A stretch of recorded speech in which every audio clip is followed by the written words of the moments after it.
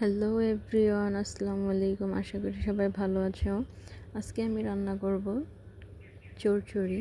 আমাদের দিকে চচ্চড়িও বলি, খুদের ভাতও বলি। তোমরা কি বলো তা জানি না। তো তা রান্না করার জন্য প্রথমেই আমি দিয়ে দিলাম পেঁয়াজ কুচি। পেঁয়াজ কুচি হয়ে আসলে দিয়ে দিচ্ছে আলু কুচি আর গাজর কুচি আর আলু কুচিটা কিছুক্ষণ সিদ্ধ করে তারপর দিয়ে দিলাম চাল। আমাদের দিকে চাউলটাকে বলি খুদের চাউল, তোমরা কি বলো তা ঠিক জানি না। চাউলটা কিছুক্ষণ কষে নেব, যেই পানিটা আছে সেই পানিটা ভালোভাবে যাতে শুকিয়ে যায়। তারপর আমি পানি দিয়ে দিচ্ছি সিদ্ধ হওয়ার জন্য চাউলটা। এবার ঢাকনা দিয়ে ঢেকে দেব, উর্ধে আসলে তারপর খুলে দিয়ে আবার নেড়ে চেড়ে আবার ঢাকনা দিয়ে ঢেকে দেবো যতক্ষণ না সিদ্ধ হয়ে আসে চাউলটা। এই তো সিদ্ধ প্রায় হয়ে এসেছে, আবার নেড়ে চেড়ে আর একটু ঢাকনা দিয়ে ঢেকে দিলাম। এই তো হয়ে গেল আমার চচ্চড়ি রান্না করা। তোমরাও বাসায় ট্রাই